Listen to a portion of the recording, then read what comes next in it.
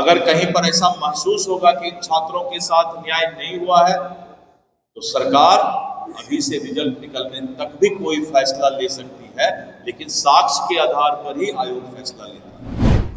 अभ्यर्थी को साक्ष्य नहीं देना। मैंने कहा सरकार गोपनीय तरीके से एक एक सेक्टर का विस्तृत जांच करवा रही है और उन लोगों ने इस बीपीएससी अभ्यर्थी के बीच आकर आंदोलन को राजनीतिकरण करके कमजोर करने का प्रयास किया।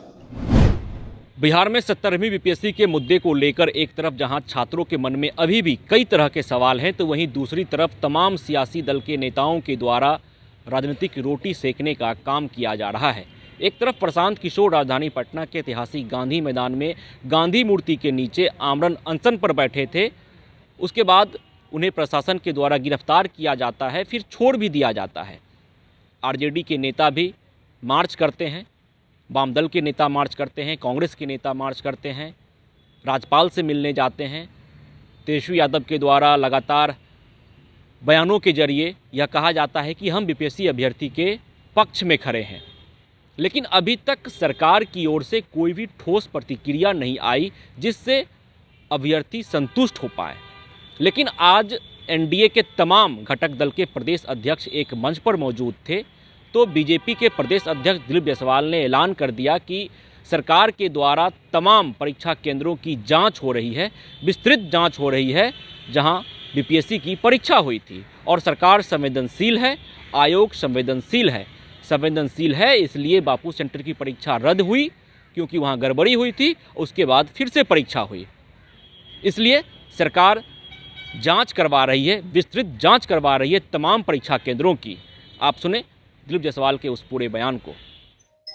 बीपीएससी अभ्यर्थी के जो आंदोलन है, उस आंदोलन के द्वारा जो मांगे सरकार के पास रखी गई है, सरकार संवेदनशील होकर और स्वतंत्र इकाई इंडिपेंडेंट अथॉरिटी जो बीपीएससी है, आयोग है, ने पहला फैसला लिया और आपने देखा कि एक सेक्टर का एग्जामिनेशन कैंसिल करके वहां पर एग्जामिनेशन भी हो गया।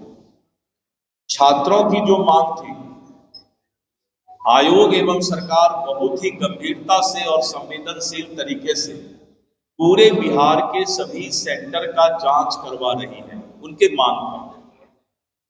लेकिन इसी बीच में वैसे लोग, वैसे राजनीतिक दल, वैसे नेता जिनका की धरातल राजनीति का खिसकता जा रहा है, उन लोगों को और उन लोगों ने इस बीपीएससी अभ्यर्थी के बीच आकर आंदोलन को राजनीतिकरण करके कमजोर करने का प्रयास किया। सरकार संवेदनशील है और अभी से लेकर रिजल्ट निकलने तक भी साक्ष्य मिलेगा। अगर कहीं पर ऐसा महसूस होगा कि छात्रों के साथ न्याय नहीं हुआ है तो सरकार अभी से रिजल्ट निकलने तक भी कोई फैसला ले सकती है, लेकिन साक्ष्य के आधार पर ही आयोग फैसला लेती है।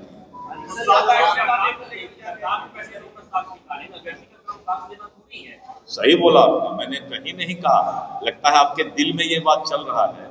मैंने ये नहीं कहा कि अभ्यर्थी साक्ष्य देंगे, पता नहीं आपके दिल में पहले से होगा इसीलिए निकल गया। अच्छा है निकल जाना। अभ्यर्थी को साक्ष्य नहीं देना। मैंने कहा सरकार गोपनीय तरीके से एक एक सेक्टर का विस्तृत जांच करवा रही है। सरकार संवेदनशील है और अगर सरकार संवेदनशील नहीं होती, आयोग संवेदनशील नहीं होता तो एक सेक्टर का एग्जाम कैंसिल होकर के वहां एग्जामिनेशन तुरंत नहीं हो जाता। तो सरकार संवेदनशील है, लेकिन छात्र के आंदोलन का राजनीतिकरण ये बहुत बड़ा दुर्भाग्य है। अच्छा कहे प्रशांत किशोर अगर बी टीम में है तो तेजस्वी यादव को दिक्कत क्या? नहीं, पहले मैंने जो तो आपने सुना, दिलीप जायसवाल ने साफ तौर पे कहा है कि तमाम परीक्षा केंद्रों की जांच हो रही है जहां पर परीक्षा ली गई। अब ऐसे में एक नया मोड़ आ गया है, मतलब कि जो री एग्ज़ाम की मांग को लेकर बीपीएससी अभ्यर्थी लगातार अनशन पर बैठे हुए हैं।